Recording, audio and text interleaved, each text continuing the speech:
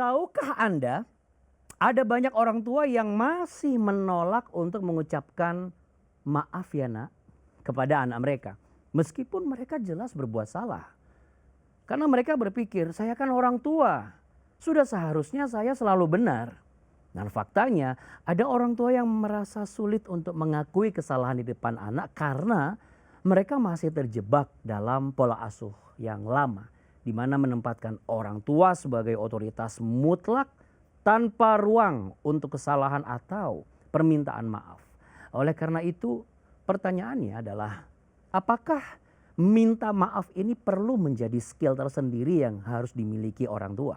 Nah, untuk membahas pentingnya kesadaran diri orang tua untuk perlu meminta maaf di depan anak-anak, kita akan berbincang dengan Ibu Helsa Surya, MPSI psikolog. Beliau seorang associate psikolog Amanasa Indonesia yang memiliki perhatian dalam hal hubungan orang tua dan anak. Tapi sebelum kita ngobrol-ngobrol lebih jauh dengan beliau, saya ingin mengajak Anda untuk subscribe dulu Cahaya Bagi Negeri channel ini dan tandai like atau komentar Anda bila program ini memberkati Anda hari ini. Anda juga bisa menuliskan apa permohonan doa Anda. Tulis di kolom live chat, nanti akan didoakan oleh tim kami Sahabat 24. Kita sapa dulu ya Ibu Helsa. Shalom Ibu Helsa, selamat bergabung dengan kami nih di Cahaya Bagi Negeri. Iya, shalom, selamat sore. Sore, kita langsung ngobrol-ngobrol aja deh. Mewakili setiap orang tua, ada yang mengatakan bahwa ketika saya minta maaf kepada anak-anak saya gitu, itu efek positifnya itu apa? Apa benar itu bisa meningkatkan rasa hormat dan kepercayaan anak kepada orang tua, atau justru malah anak-anak nanti malah jadi istilahnya ngelunjak gitu ya, jadi malah memandang rendah orang tua. Nah, yang benar yang mana nih Bu? Silakan. Oke, iya, betul sekali ya Pak ya. Jadi kalau kita lihat mungkin fenomena di masyarakat di mana orang tua itu mungkin ragu begitu ya untuk meminta maaf karena takutnya nanti ke depannya nih dianggap remeh sama anak-anak begitu. Tapi mungkin sebelum ke situ kita ingin melihat dulu begitu ya bagaimana hubungan dari orang tua dan anak itu kan seperti sebuah hubungan orang tua itu sebagai pihak yang lebih punya otoritas terhadap anaknya begitu ya, sehingga kita perlu juga melihat dari kacamata anaknya sendiri begitu. Ketika orang tua ini meminta maaf gitu ya, bersedia untuk minta maaf kepada anaknya, apa sih sebenarnya yang dilihat atau yang dirasakan dari sisi anaknya begitu.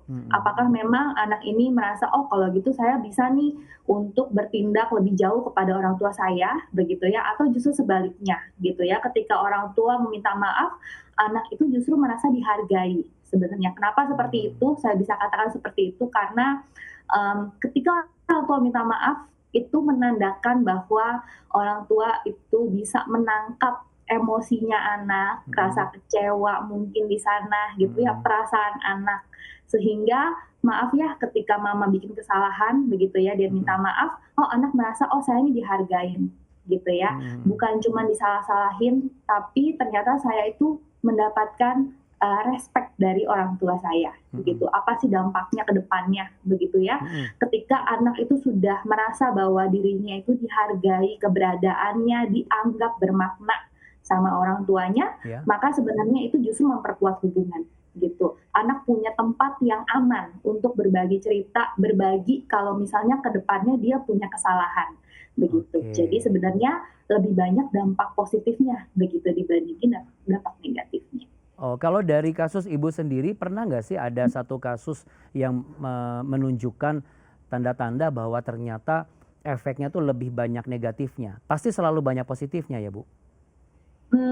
Iya, sejauh ini mungkin dampaknya negatif ketika permintaan maaf itu tidak diucapkan atau tidak dilakukan eksekusi dengan cara yang benar, begitu Pak ya. Tapi sepanjang yang saya lihat begitu, apalagi kapan ya, mungkin setahun terakhir atau enggak 6 bulan terakhir tuh saya melihat ada satu klien saya yang juga demikian, begitu. Tapi kemudian puji Tuhan, ya Tuhan bekerja begitu ya lewat banyak cara begitu sehingga orang tuanya bisa bersedia untuk mengucapkan maaf begitu dan itu dampaknya tuh luar biasa bagus sekali buat orang tuanya maupun juga buat anaknya Iya. begitu. Jadi mungkin secara garis besar bisa dibilang dampaknya positif, hanya saja dia punya dampak negatif ketika eksekusinya mungkin ya cara penyampaiannya mungkin kurang tepat dan itu adalah uh, sisi positifnya adalah itu hal yang bisa dipelajari begitu. Nah, bicara mengenai bisa dipelajari, bagaimana cara orang tua untuk bisa mempelajari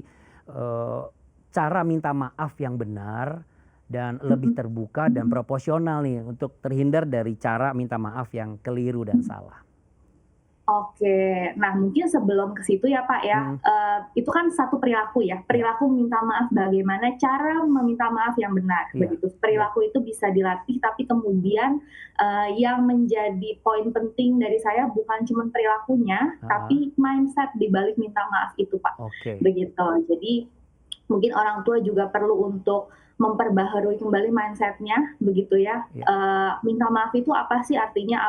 Apakah artinya itu kita jadinya diinjek-injek sama anak gitu? Enggak. Tapi menurut saya ini adalah satu kesempatan untuk kita itu mengajarkan tanggung jawab begitu buat anaknya Mm-mm. sehingga anak bisa belajar bahwa oh iya kalau saya melakukan kesalahan maka saya harus bertanggung jawab dengan meminta maaf begitu. Caranya seperti apa?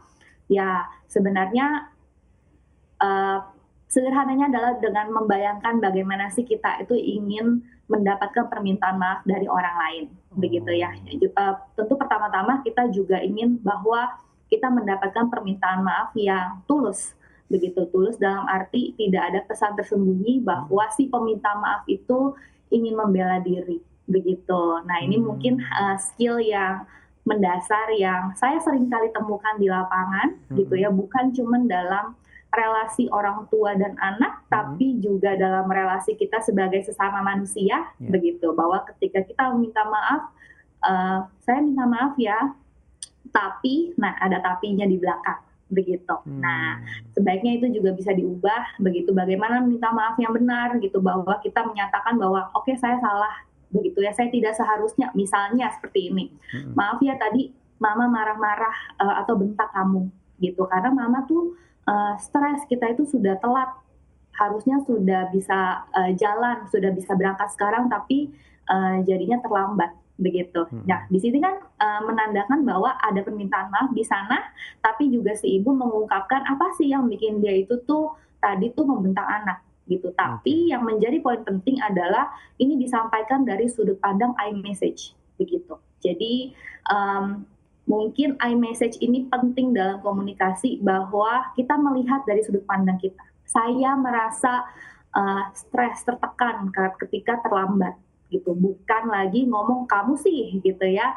Kamu sih oh, mandinya lama atau kamu sih ya. siap-siapnya lama begitu. Jadi saya rasa itu hal mendasar untuk permintaan maaf yang perlu kita pelajari juga begitu. Oke, berarti penyebab setiap orang tua yang merasa kesulitan mengubah pola pikirnya meminta maaf kepada anak mereka karena kurang memahami iMessage ini ya, Bu?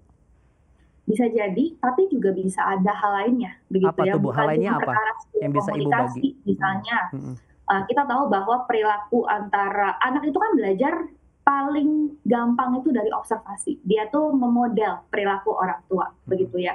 Jadi kenapa orang tua bisa seperti itu? Satu, menurut saya bisa jadi karena memang dia tidak mendapatkan model yang baik juga dari orang tuanya terdahulu, gitu. Jadi saya di sini juga tidak tidak apa ya, tidak selalu menyalahkan orang tua mengapa begini, mengapa begitu, begitu ya. Karena saya percaya bahwa setiap orang tua itu memberikan yang terbaik yang dia bisa lakukan untuk anaknya, begitu. Jadi bisa Mmm, saja nih memang karena dia dulu belajar seperti itu, orang tuanya tidak pernah meminta maaf, begitu. Atau oke. mungkin orang tua juga punya mindset bahwa yang namanya saya sebagai orang tua nggak boleh lah minta maaf kepada anak saya, begitu ya.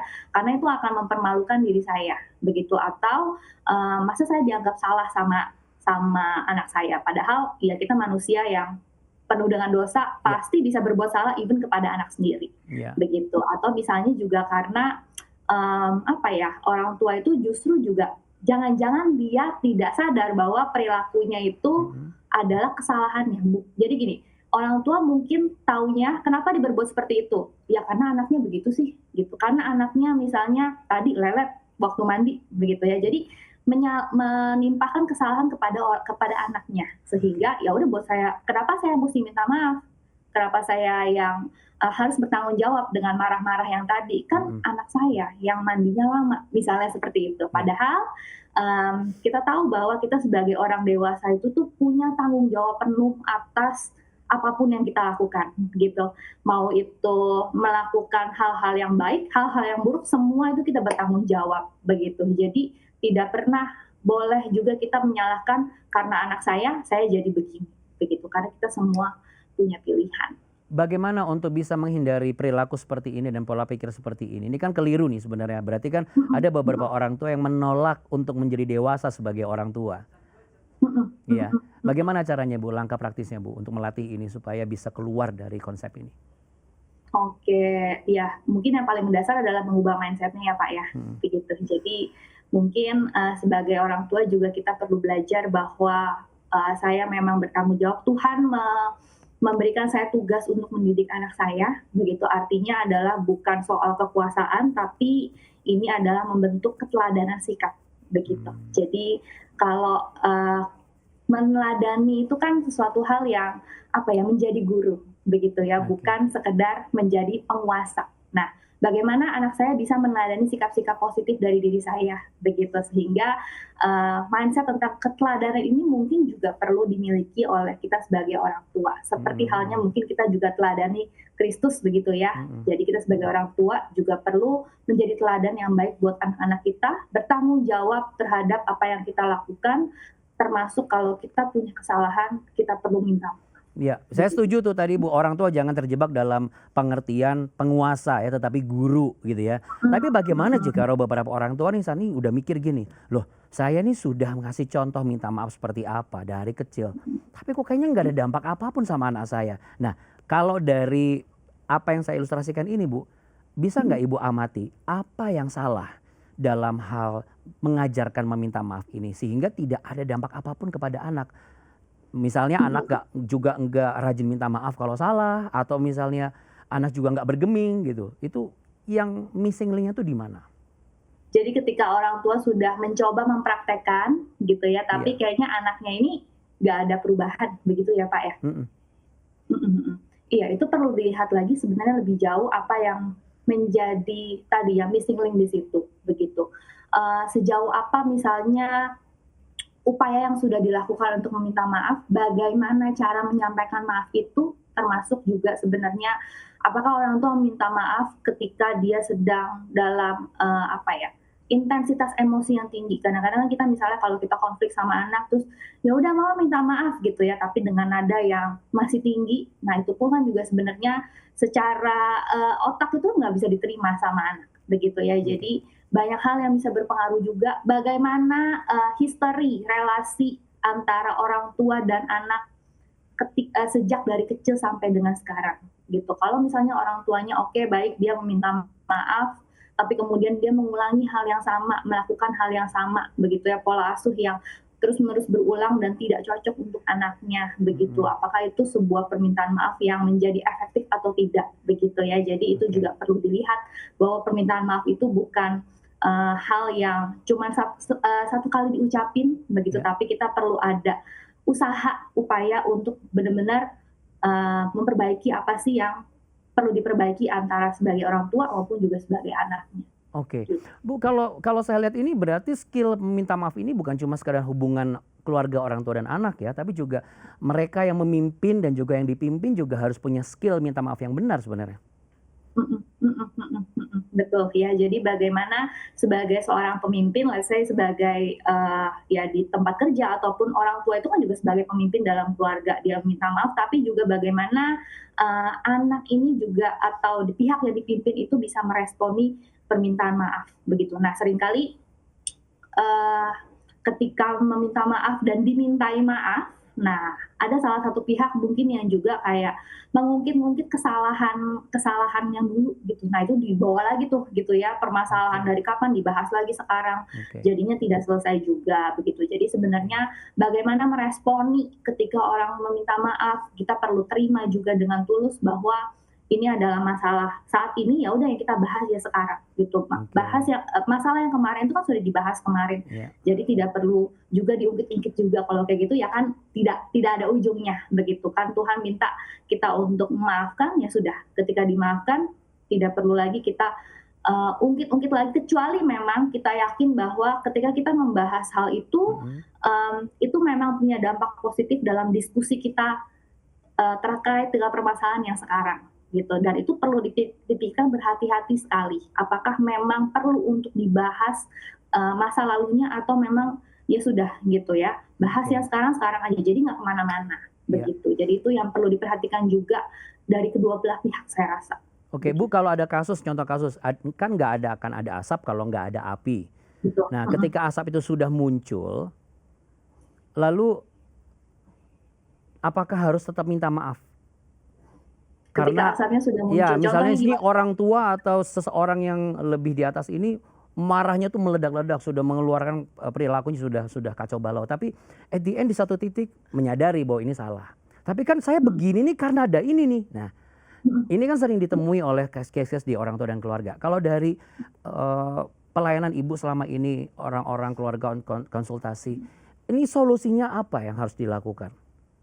Oke, apakah kemudian ketika sudah membludak banget gitu ya, itu perlu kita tetap meminta maaf gitu ya. Betul. Balik lagi, saya percaya bahwa kita itu adalah ciptaan Tuhan yang paling tinggi kastanya begitu, yang paling mulia. Tuhan kasih kita akal budi, artinya apa? Setiap manusia itu punya kontrol untuk mengatur apa yang mau dia lakukan dan apa yang dia tidak lakukan begitu. Jadi sebesar apapun intensitas emosinya begitu, separah apapun kemudian tindakan yang dilakukan akibat dari emosinya gitu, itu adalah tanggung jawab masing-masing dari kita gitu. Jadi tetap harus bertanggung jawab, tidak bisa lagi kita menyalahkan karena dia begini, karena dia begitu. Karena kenapa, Bapak, saya sering kali melihat bahwa dalam konteks orang tua dan anak gitu ya, ketika orang tua memberikan hukuman kepada anak, itu bukan tujuannya untuk mendisiplinkan anak. Sayangnya begitu gitu ya, tapi lebih karena sebagai orang tua saya tidak bisa kontrol emosi saya, maka saya lampiaskan anak saya mesti berdiri di pojok 15 menit misalnya gitu, atau dia tidak boleh pegang gadget selama seminggu begitu. Apakah kemudian konsekuensi yang diberikan itu sesuai dengan pelanggaran yang dilakukan anak gitu ya, itu perlu ditimbang lagi, atau itu karena orang tuanya tidak bisa mengontrol emosi begitu. Jadi saya rasa baik orang tua baik anak itu semuanya kita perlu belajar untuk take responsibility atas apa yang kita perbuat gitu ya, dan tadi belajar mengakui kesalahan ketika memang kita tahu intensitas emosi itu menunjukkan perilaku yang sudah lewat batas mungkin seperti itu. Oke, Bu, mungkin ada beberapa orang tuh yang berpikir begini, saya kan nggak bisa, ini pembicaraan sangat bagus, saya butuh informasi ini. Tapi kan saya nggak bisa punya waktu untuk datang ke seorang pakar psikologi, keluarga, hubungan orang tua dan anak. Sementara kan di sekeliling ini ada banyak komunitas Kristen, ada juga gereja gitu. Kalau dari sisi Ibu sebagai seorang expert, mungkin Ibu bisa memberikan insight apakah ada yang bisa dilakukan oleh gereja barangkali ataupun juga komunitas-komunitas yang ada untuk memulai dan memikirkan dan menerapkan pelatihan mengenai permohonan maaf ini kepada anak-anak gitu. Apa sih yang bisa dibuat program-programnya? Iya, saya rasa itu hal yang baik sekali begitu ya, di tengah dunia yang begitu hektik, keseharian begitu banyak pekerjaan yang tidak pernah selesai, sehingga orang tua mungkin jadinya kurang punya ruang untuk punya support system juga, saya rasa gitu ya. Tadi saya bilang bahwa setiap orang tua itu pasti mau kasih yang terbaik untuk anaknya, tapi memang dalam batas pengetahuannya dia gitu. Jadi apa sih sebenarnya peran gereja, peran komunitas yang bisa diberikan? Ya kalau sekarang seperti yang mungkin kita lakukan begitu ya, secara berkala begitu.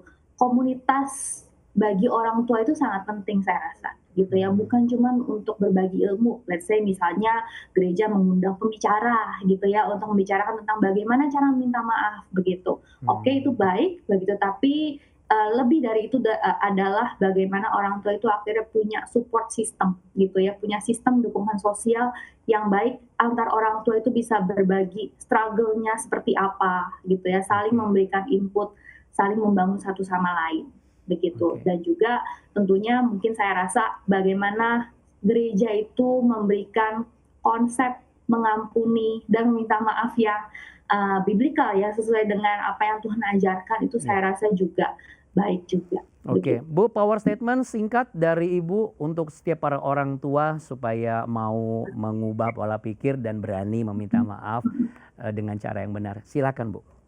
Oke, ya, jadi para orang tua, ketika kita jadi orang tua itu tidak ada sekolah jadi orang tua, begitu ya. Kita jadi orang tua, Tuhan itu memberikan kepada kita karena kita sanggup, begitu. Tidak ada orang tua yang sempurna, tidak ada orang tua yang benar-benar perfect, tapi yang ada adalah orang tua yang tetap mau belajar, yang tetap mau memberikan yang terbaik, gitu, menjalani apa yang Tuhan sudah percayakan kepada kita dengan sebaik mungkin, gitu. Jadi disitulah ruang bagi kita untuk terus belajar, untuk terus menjadi diri lebih baik lagi seperti yang Tuhan inginkan. Terima kasih banyak Ibu Elsa Surya, MPSI, PSI, Psikolog Pendidikan dan Keluarga. Selamat melayani di sana, Bu. Tuhan Yesus memberkati. Terima kasih. Sampai kami undang kembali nanti ya. Terima kasih banyak. Mungkin selama ini kita berpikir bahwa sebagai orang tua nih, kita sudah sepatutnya harus selalu benar. Tapi faktanya, anak-anak kita tidak membutuhkan orang tua yang perfect, sempurna, atau selalu benar.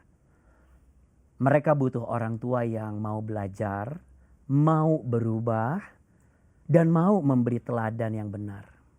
Ketika kita berani meminta maaf, sesungguhnya kita sedang mengajarkan anak-anak kita tentang kerendahan hati, kejujuran, dan pertumbuhan karakter.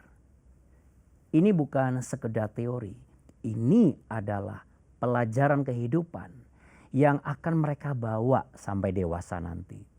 Jadi mulailah dari diri kita sendiri. Saat kita berbuat salah, kita jangan takut untuk mengatakan, maafkan ayah, maafkan ibu. Aku salah, kami salah. Ya, karena kata-kata maaf itu, bila dikatakan dengan tulus, itu bisa mengubah hidup anak kita selamanya. Tetapi tentu kita tidak bisa berjalan sendirian.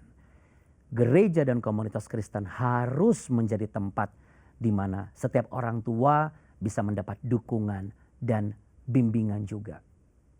Jika Anda pemimpin gereja atau anggota komunitas, mari kita ciptakan kultur di mana orang tua diajarkan untuk memiliki skill meminta maaf dan menjadi teladan yang sehat bagi anak-anak mereka. Karena orang tua bukanlah penguasa, tetapi guru bagi setiap anak-anak.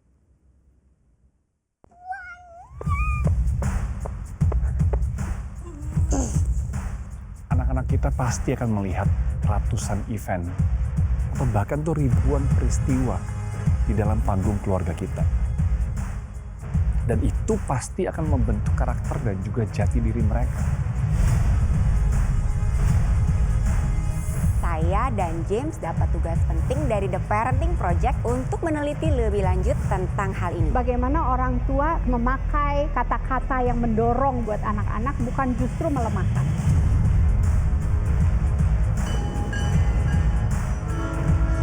Mencari ilustrasi untuk The Parenting Project. Lihat itu. Bagus loh.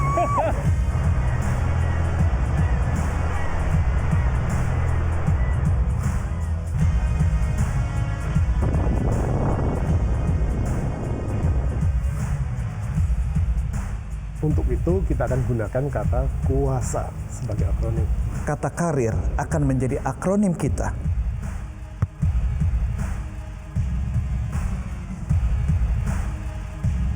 Selamat datang di The Parenting Project!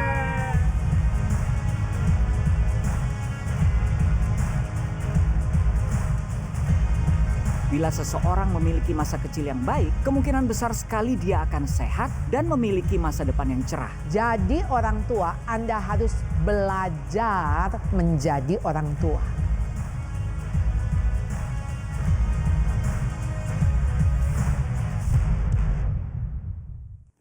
bagi orang tua yang merasa kesulitan dalam mendidik anak.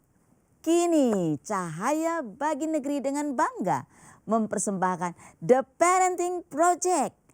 Disediakan 11 modul bagi gereja lokal yang bergabung dalam program ini. Modul-modul tersebut berisi tuntunan bagi para orang tua dalam membesarkan, mendidik anak secara ilahi. Pastinya bersama The Parenting Project kita dapat membangun generasi yang berdampak positif. Untuk itu silahkan daftar ke www.theparentingproject.id. Ya, kita tahu bahwa memuridkan generasi itu mulai dari keluarga, ya. Makanya kalau setiap orang tua sadar posisinya bukan sebagai penguasa, tapi sebagai guru, maka nanti di keluarga ada pemuritan, nanti melebar tuh di komunitas, gereja sampai ke daerah-daerah. Betul, jadi semuanya dimulai dari keluarga. Iya. Nah, selain The Parenting Project, CBN Indonesia juga memiliki program pemuritan lainnya yang bernama Supervive. Ini dia.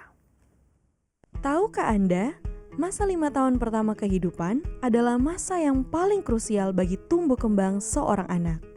Pada masa ini, otak mereka berkembang dengan pesat, kepribadian mulai terbentuk, dan potensi mereka ditentukan. Ini adalah saat yang tepat bagi gereja untuk memuridkan mereka menjadi murid Kristus yang sejati. PAUD Supervive hadir untuk memperlengkapi setiap gereja dalam memuridkan generasi anak.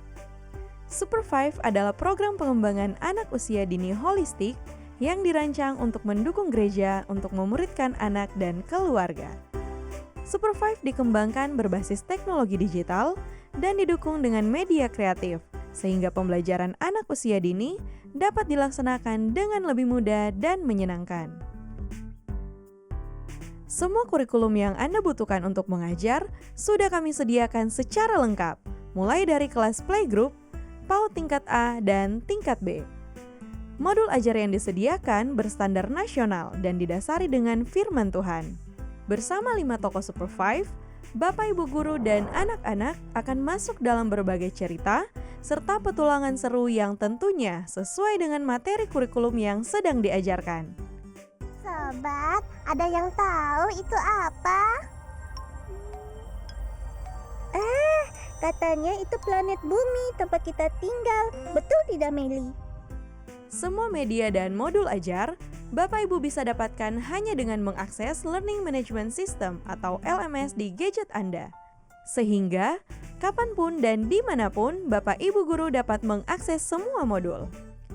Administrasi sekolah seperti absensi kelas, asesmen, bahkan grafik perkembangan anak, semuanya sudah kami siapkan di dalam LMS.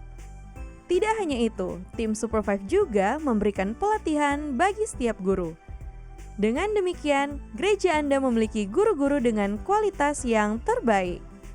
Mari bersama kita muridkan generasi anak untuk menyiapkan pemimpin masa depan yang berkarakter Kristus. Daftarkan gereja Anda saat ini di www.supervive.org. Setiap gereja, setiap desa, dan setiap anak bersama Supervive.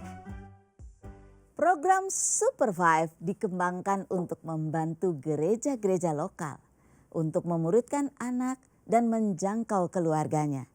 Hingga kini ada 410 PAUD pendidikan usia dini di seluruh Indonesia yang bekerja sama dengan CBN Indonesia lewat program Supervive.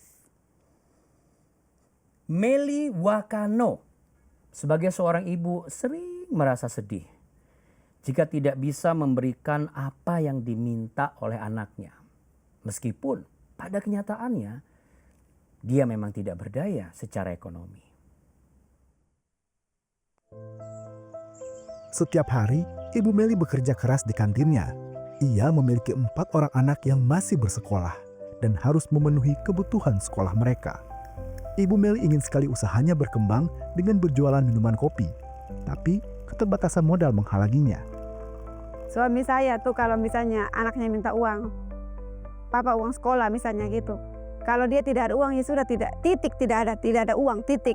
Makanya saya harus berjuang untuk bekerja lagi karena saya menganggap bahwa nanti kebutuhan anak-anak tidak cukup. kalau saya mengharapkan suami. Jadi saya harus berusaha untuk selalu ada uang. Jadi sewaktu-waktu anak-anak minta uang, saya harus kasih. Makanya saya usahanya tidak pernah maju. Berat sekali. Saya itu merasa kasihan sama anak-anak kalau mereka susah. Saya itu memang dari dulu memimpikan tempatnya agak baik lah gitu. Keuntungan dari usaha kan saya pakai untuk kebutuhan anak-anak. Jadi saya tidak pernah mampu untuk bikin tempatnya. Untuk lebih baik tuh tidak pernah mampu.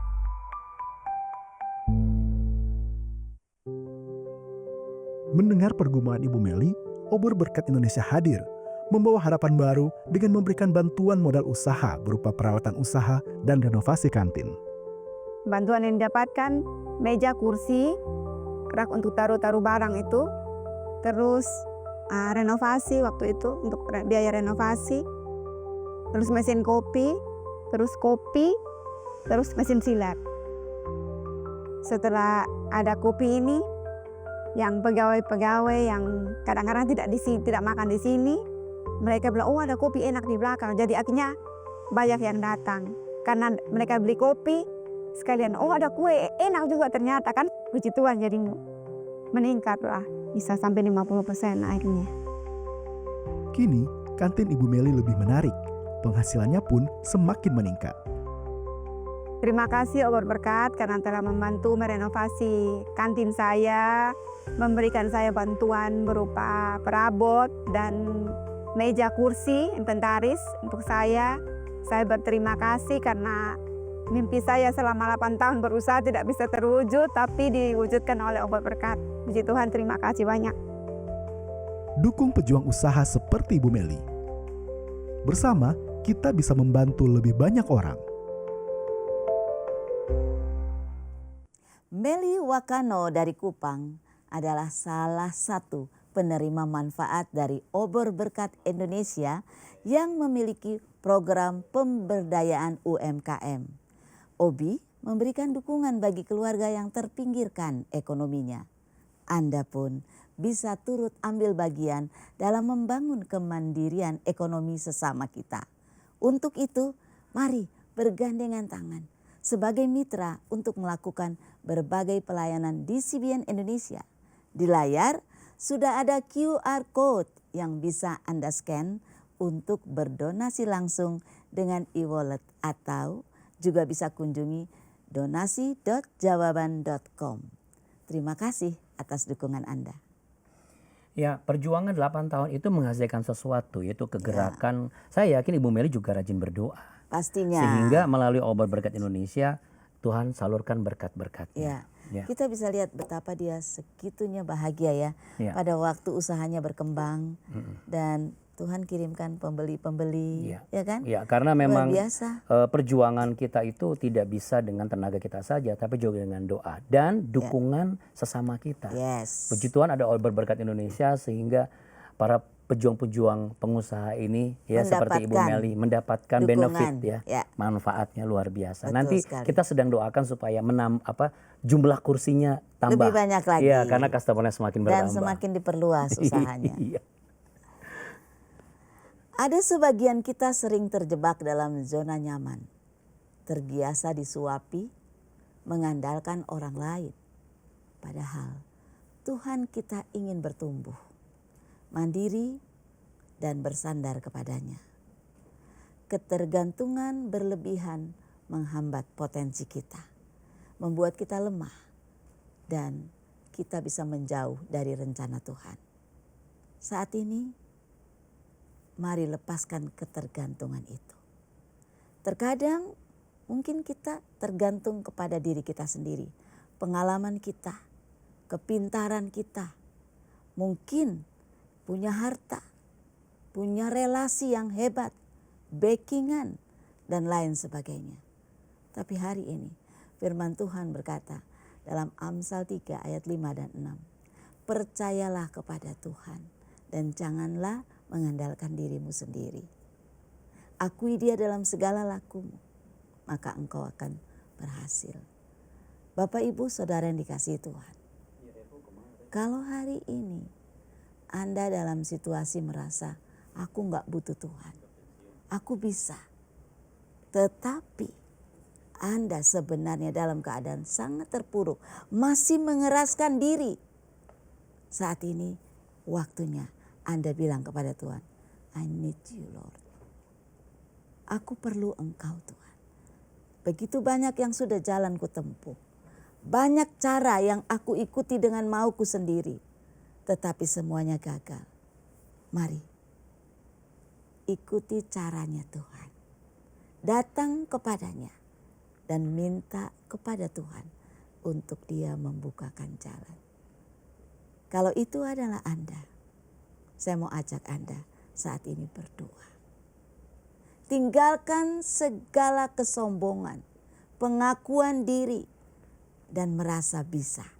Karena itu akan melumpuhkan seluruh jalan.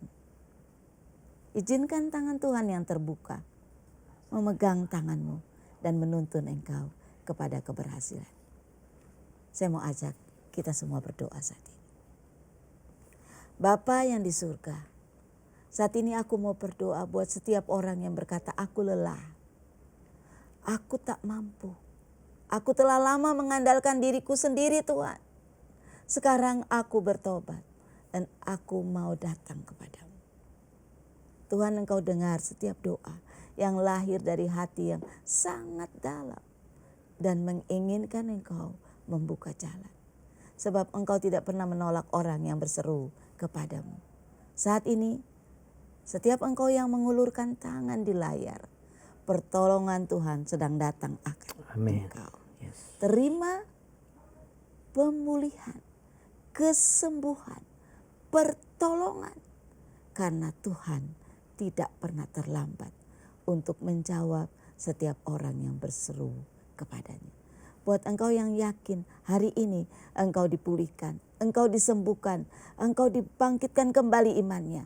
Mari terima dengan iman mujizat daripada Tuhan sehingga engkau akan berhasil dalam segala yang engkau kerjakan. Dalam nama Yesus. Dalam nama Yesus. Terjadi malam hari ini. Hari ini Tuhan melawat. Amin. Amin. Ya, saat ini kami yakin Tuhan sedang menjamah hati Anda. Untuk itu izinkan Tuhan melawat Anda terus sampai Anda bisa merasakan bagaimana Tuhan bekerja dan Dia nyatakan kasih dan mujizatnya. Amin.